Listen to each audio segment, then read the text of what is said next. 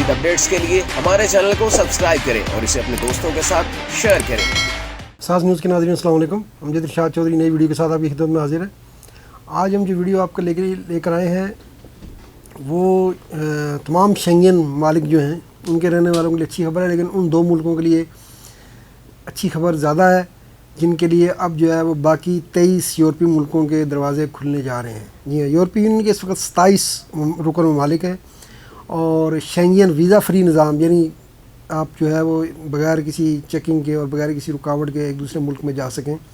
اس نظام کا 1985 میں آغاز کیا گیا تھا اور اس میں کوئی شک نہیں ہے کہ اس نے یورپی عوام کو بھی آزادی ٹریول کی آزادی، جہاں چاہیں وہ سفر کر سکتے ہیں بغیر کسی رکاوٹ کے۔ ورنہ پاکستان جیسے تیسری دنیا کے ملکوں میں تو آپ کو پتہ ہے کہ ایک شہر سے دوسرے شہر جانا ہو تو آپ کو 10 جگہ جو ہے وہ چیکنگ کے لیے 10 محکمے کھڑے ہوتے ہیں۔ تو یورپ میں آپ بھی سفر کرتے ہیں، ہم بھی سفر کر چکے ہیں، تو یورپ میں تو پتہ ہی نہیں چلتا کہ کب کون سا ملک جو ہے اس کی سرحد بندہ پار کر جاتا ہے۔ اور یہ ایک جو ہے یورپی یونین کا اتنا بڑا اقدام ہے اور اپنے شہریوں کو اتنا بڑا آزادی کا احساس ہے کہ جس کا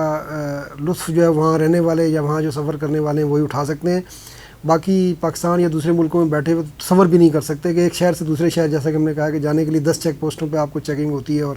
اپنے ہی پولیس اور دوسرے محکمے جو ہے آپ کا 10 بار شناختی کارڈ چیک کر رہے ہوتے ہیں اور اوپر نیچے کر کے چیک کر رہے ہوتے ہیں، جیسے پتہ نہیں اس کے اندر کوئی کچھ انہوں نے شناختی کارڈ کے اندر بھی کچھ چھپایا نہ، اور پھر 10 سوال کیے جاتے ہیں۔ بسوں سے اگر آپ پاکستان پہ ہائی وے پہ سفر کریں تو بسوں پہ بھی ہوتا ہے، کہیں ویڈیو بن رہی ہوتی ہے، کہیں جو ہے وہ آپ کا انٹری ہو رہی ہوتی ہے، کہیں آپ کو روک کر پوچھ رہا ہوتا ہے کہاں آ رہے ہیں، کیوں آ رہے ہیں، کہاں سے جا رہے ہیں۔ تو اپنے ملک میں بھی اتنی رکاوٹوں کا سامنا کرنا پڑتا ہے، لیکن یہ یورپی یونین کی یورپ کی بہت بڑی کامیابی ہے۔ انہوں نے 1985 میں شنگن نظام تعریف کرایا اور اپنے عوام کو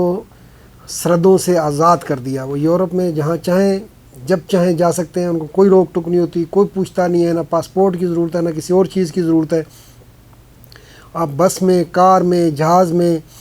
طیارے میں آرام سے، آپ ٹرین میں آپ آرام سے سفر کر سکتے ہیں، ایک سے دوسرے ملک چلے جاتے ہیں، آپ کو پتہ بھی نہیں چلتا کہ دوسرا ملک شروع ہو گیا، صرف بورڈ لگے ہوئے ہوتے ہیں تو وہاں سے پتہ چلتا ہے۔ تمہارا اپنا ذاتی تجربہ بھی یہی رہا ہے۔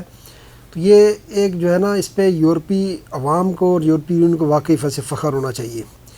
کہ اب جو ہے یہ دنیا کے لیے انہوں نے ایک ماڈل کے طور پر پیش کیا۔ اچھا، یہ 1985 میں جیسا کہ میں نے بتایا کہ شنگن نظام آیا تھا، لیکن اس وقت یورپی یونین کے 27 رکن ملک ہیں، تو شنگن میں سب شامل نہیں ہیں، 23 ملک شامل تھے۔ کتنے تھے جی؟ 23۔ اب اس میں 2 ملکوں کا اضافہ کرنے کی منظوری دے دی گئی ہے، اگرچہ یہ پورا اضافہ نہیں ہے، وہ تھوڑا سا آسٹریا کا اعتراض تھا، آسٹریا نے اس کو ویٹو لگایا ہوا تھا، اور اب تو کہتے ہیں کہ دودھ تو دے دیا لیکن تھوڑی سی مینگنیاں ڈال کے دیا ہے، لیکن وہ ظاہر مینگنیاں بھی جلدی ختم ہو جائیں گی۔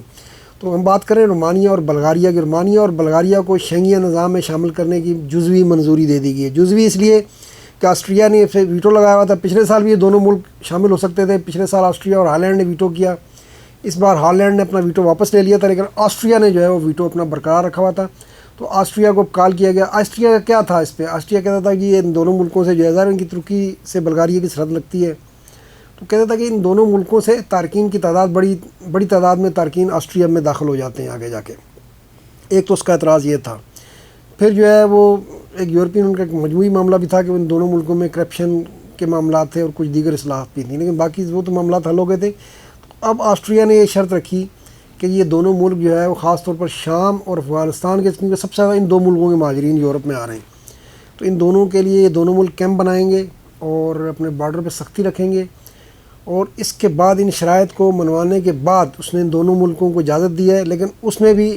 بائی ایئر جو ہے وہ چیکنگ ختم ہو جائے گی، بائی ایئر شنگن نظام رائج ہو جائے گا، اور کشتی یا بحری جہاز کے ذریعے شنگن نظام رائج ہو جائے گا، لیکن زمینی بارڈر پر اب بھی جو ہے وہ ان دونوں ملکوں کو شنگن نظام کا حصہ نہیں سمجھا جائے گا، یعنی زمینی بارڈر پر چیکنگ کا سلسلہ جو ہے وہ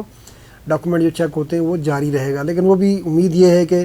جلد وہ بھی اس کو یورپی یونین کا کہنا ہے کہ حل کر لیا جائے گا۔ اچھا، یہ نظام جو ہے یہ 1 اپریل سے ہو جائے گا۔ دونوں ملکوں کے رومانیہ اور بلغاریہ کے شہری جو ہے بائی ایئر اور بائی شپ یا بائی کشتی جو ہے وہ آ جا سکیں گے، لیکن البتہ گاڑیوں کی جیسا کہ ہم نے کہا کہ ٹرین یا بس وغیرہ کے لیے اس میں چیکنگ فی الحال برقرار رہے گی، لیکن امید یہ ہے کہ اسی سال وہ بھی ختم ہو جائے گی۔ تو یہ بہت اچھی خبر ہے۔ رومانیہ میں پاکستانی ورکر بھی بڑی تعداد میں جاتے ہیں، بلکہ بلغاریہ میں بھی جانا شروع ہو گئے ہیں، تو وہاں اگر ان کے عزیز و اقارب وہاں ہیں باقی جو ہے یورپی یونین کے دیگر ممالک میں، تو انہیں اب جو ہے وہ کہیں کسی قسم کے مسئلے کا سامنا نہیں کرنا پڑے گا، ویزا نہیں لینا پڑے گا، اور یہ لوگ کچھ چھپ کے بھی جانے کی کوشش کرتے ہیں، حالانکہ وہ غلط ہے، تو اس کی ضرورت نہیں پڑے گی۔ وہ اپنا بائی ایئر ٹکٹ لیں گے اور آرام سے وہاں سے ایئرپورٹ سے جہاز میں بیٹھیں گے اور جس ملک میں جانا انہیں وہاں چلے جائیں گے۔ تو 1 اپریل سے یہ نظام نافذ ہونے جا رہا ہے۔ آج کے لیے اتنا، انشاءاللہ پھر ملیں گے۔ اللہ حافظ۔